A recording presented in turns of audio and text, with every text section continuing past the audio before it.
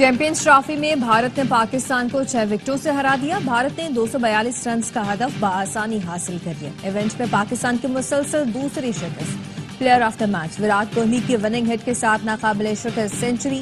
شریاست نے 56 رنز بنائے۔ پاکستان ٹیم کی بیٹنگ، بالنگ اور فیلڈنگ میں ناقص کارکردگی شکست کی وجہ بنی۔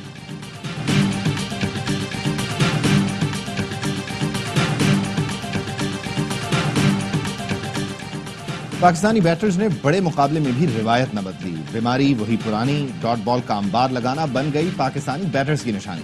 پاکستانی بیٹرز 298 میں سے 152 گیندیں ڈاٹ کھیل گئے۔ اوپنر امام الحق نے 26 گیندیں کھیلیں، 18 پر کوئی رن نہ بنایا۔ کپتان رضوان نے 60 سے بھی کم کے اسٹرائک ریٹ سے 46 رنز جوڑے، 41 ڈاٹ کھیلی۔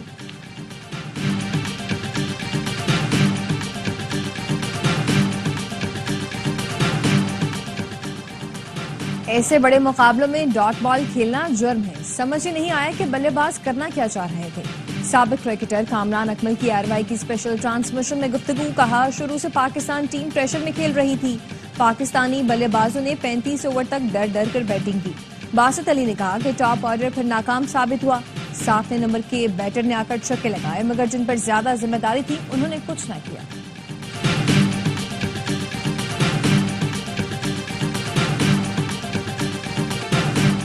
اور Pakistan federal union of journalist کے انتخابات، افضل but P F U J کے صدر، ارشد انصاری سیکرٹری جنرل منتخب، حبیب الرحمان، خالد عیسیٰ کھوکھر، عیسیٰ کلیم، ناصر حسین نائب صدور منتخب، Lala Asad Pathan P F U J کے سیکرٹری فائنانس ہو گئے۔ دبئی میں پاکستانی بیٹرز کا فلاپ شو، ٹاس جیت کر پہلے بیٹنگ کا فیصلہ راست نہ آیا۔ سکور بورڈ پر صرف 241 کا مجموعہ سجایا۔ بابر اعظم اور امام الحق ناکام۔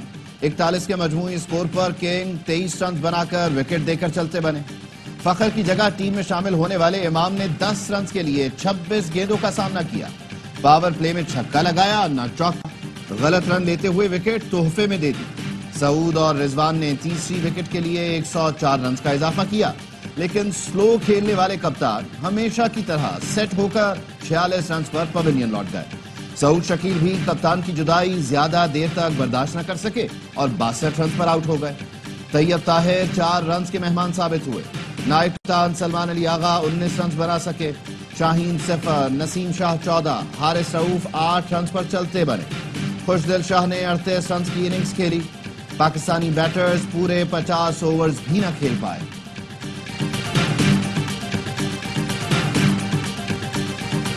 پاکستانی بیٹرز نے بڑے مقابلے میں بھی روایت نہ بدلی، بیماری وہی پرانی، ڈاٹ بال کا انبار لگانا بن گئی پاکستانی بیٹرز کی نشانی۔ پاکستانی بیٹرز 298 میں سے 152 گیندیں ڈاٹ کھیل گئے۔ اوپنر امام الحق نے 26 گیندیں کھیلی، 18 پر کوئی رن بنایا۔ کپتان رضوان نے 60 سے بھی کم کے اسٹرائک ریٹ سے 46 رنز جوڑے، 41 ڈاٹ کھیلی۔ قومی بیٹرز نے کیویز کے خلاف 284 میں سے 162 ڈاٹ بال کھیلی تھی۔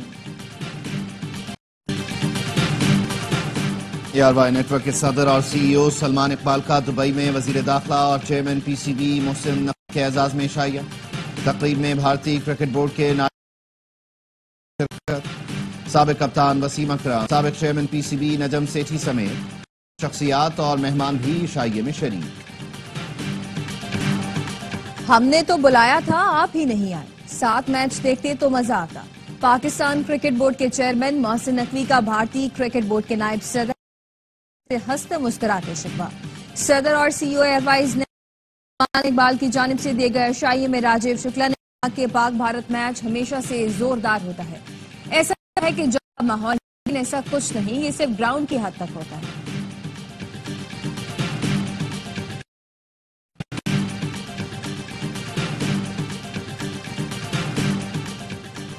وزیر اعظم شہباز شریف 2 روزہ دورے پر آذربائیجان پہنچ گئے۔ باکو میں آذربائیجان کے اول نائب وزیر اعظم، نائب وزیر خارجہ، سفیر اور دینی ارسی حکام نے استقبال کیا۔ وزیر اعظم شہباز شریف آذربائیجان کے صدر اور دیگر اعلی حکام سے ملاقات، دونوں کے درمیان مختلف شعبوں میں معاہدوں اور احمدی یادداشتوں پر۔ شہباز شریف باکو میں پاکستان آذربائیجان بزنس کونسل سے بھی خطاب کریں۔ وزیر اعظم اسحاق ڈار، وزیر تجارت جامع خان، اطلاعات عطا طارق، چودھری صالح اور طارق فاطمی بھی وزیر اعظم ہیں۔ وزیر خزانہ محمد اورنگزیب نے بجٹ میں تنخواہ دار طبقے اور پیداواری سیکٹر پر عائد ٹیکس کا جائزہ لینے کا عندیہ دے دیا. کہا کہ تنخواہ دار طبقے اور پیداواری سیکٹر پر ٹیکسوں کے بوجھ کا احساس ہے. اوورسیز پاکستان ناراضی کی باتوں میں حقیقت ریکارڈ ترسیلات نظر آ رہی ہیں اور سارے اہداف سامنے ہیں. ریئل اسٹیٹ سیکٹر میں خیرائیاں اور بازی نہیں چلے گی.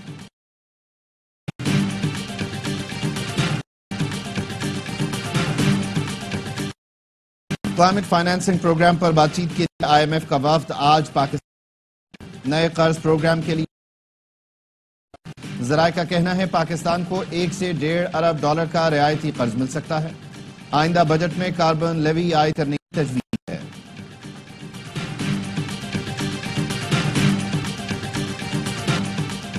اڈیالہ جیل میں موجود شخص سیاسی قیدی نہیں ڈاکو ہے. وفاقی وزیر حسن اقبال کا حسن عبدال کہا ہمیں چور ڈاکو کہنے والے کی حقیقت سامنے آئی تو خود 64 ارب روپے کا ڈاکو نکلا. عطا تارڑ کہتے ہیں کہ ملک میں دہشت گردی اس لیے واپس آئی کیونکہ ایک حکومت نے فیصلہ کیا تھا کہ یہ بہت اچھے لوگ ہیں اسلام اور دراصل یہ بھتہ خور ہیں اور برے لوگ، ان کا خاتمہ کر کے رہیں گے.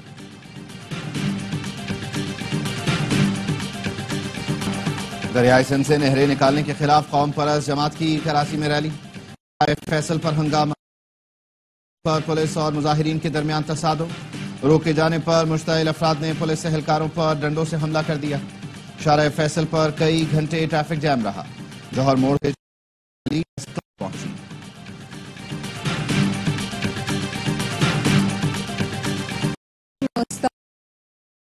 شہریوں کی بڑی ڈیفنس کے قبرستان میں تدفین. مصطفیٰ عامر قتل کیس میں گرفتار ملزم ساحر حسن ساحر کی گرفتاری پر ایس آئی یو کا موقف سامنے آ گیا. منشیات فروشوں کے خلاف چھاپوں کے دوران ساحر حسن اور سنیل ساحر کو گرفتار کیا گیا.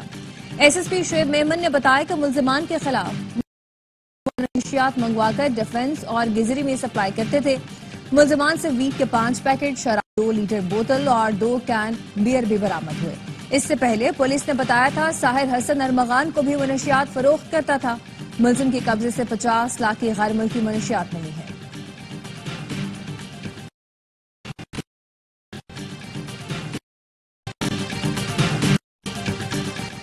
حکومت نے ونڈ فال ٹیکس برقرار رکھنے روز میں 16 بینکوں سے 23 ارب روپے وصول کر لیے ہیں. وزارت خزانہ کے اعلامیے میں کہا گیا ہے کہ حکومت نے عام آدمی پر بوجھ ڈالے بغیر منصفانہ اور مساوی ٹیکس نظام کو یقینی بنایا.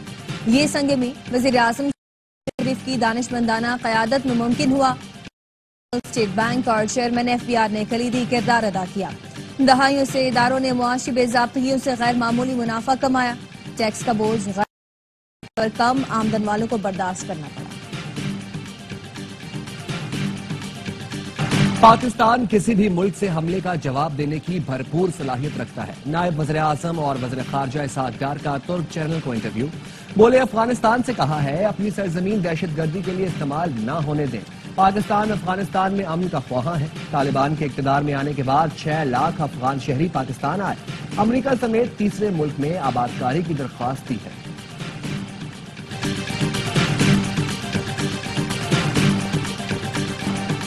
ڈیرہ اسماعیل خان میں سیکیورٹی فورسز کے آپریشن 7 خارجیوں کو ٹھکانے لگایا. آئی ایس پی آر کے مطابق درابند میں کارروائی کے دوران 4 خوارج مارے گئے.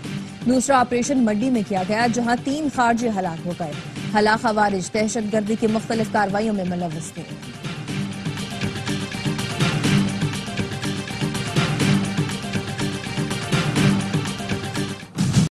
ایف آئی اے گوجرانوالہ نے 5 انسانی اسمگلرز گرفتار کر لیے. ملزمان سمندر کے راستے شہریوں کو موریتانیہ سے یورپ بھجوانے میں ملوث ہیں.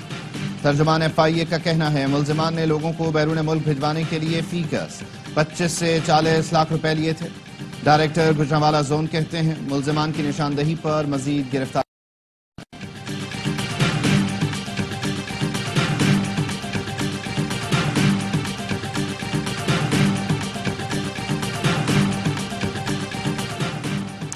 پولیس اور حیدرآباد کے وکلاء کے تنازع کی جوڈیشل انکوائری ہوگی. محکمہ داخلہ سندھ نے آئی جی پولیس کی سفارش پر جوڈیشل انکوائری کے لیے ڈسٹرکٹ اینڈ سیشن جج حیدرآباد کو خط لکھ دیا. محکمہ داخلہ نے لکھا تنازع کی وجوہات اور ذمہ داروں کا تعین کر کے 30 دن میں رپورٹ دی جائے. محکمہ داخلہ نے ڈپٹی کمشنر اور ایس ایس پی کو تعاون کرنے کی ہدایت کر دی. वकला SSP हैदराबाद के खिलाफ कई रोज से एहतजाज करें।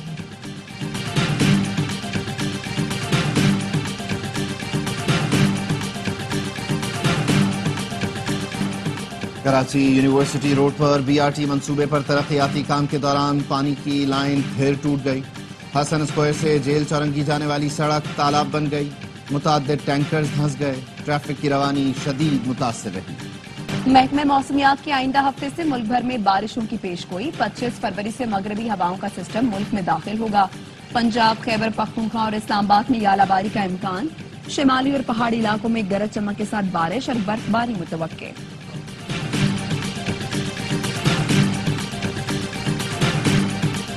इसराइल ने अमन मुआहदे की खिलाफ वर्जी करते हुए फलस्तीनी कैदियों की रिहाई मौखर कर दी। फलस्तीनी प्यारों के इंतजार में कई घंटे बैठे रहे।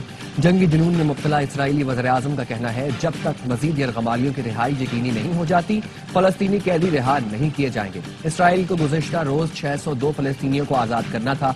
हमास ने कैदियों की ताखीर को अमन मुआहदे की खुली खिलाफ वर्जी करार दे दिया।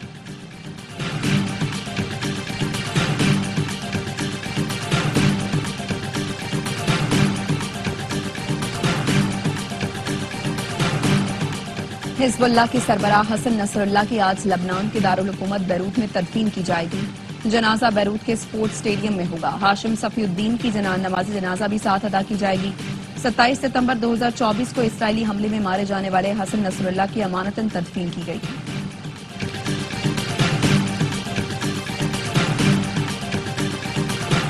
पोप फ्रांसिस की तबीयत मजीद बिगड़ गई। वेटिकन के मुताबिक पोप फ्रांसिस को सांस लेने में दुश्वारी का सामना है। प्लेटलेट्स कम होने पर खून भी लगाया गया है। 88 साल के पोप फ्रांसिस को डबल नमूनिया की तशखीस हुई थी। वो 14 फरवरी से अस्पताल में दाखिल है।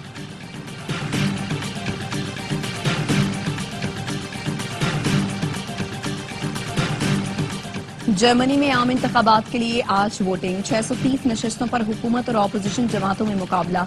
5.5 करोड़ से ज्यादा अफराद वोट डालने गए हैं। सिक्योरिटी के सख्त इंतजामात। जर्मन चांसलर ओलाफ शोल्ज कहते हैं, जीत यकीनी है। मुल्क को मईशत, इमिग्रेशन और खारजा पॉलिसी के चैलेंजेस का सामना है।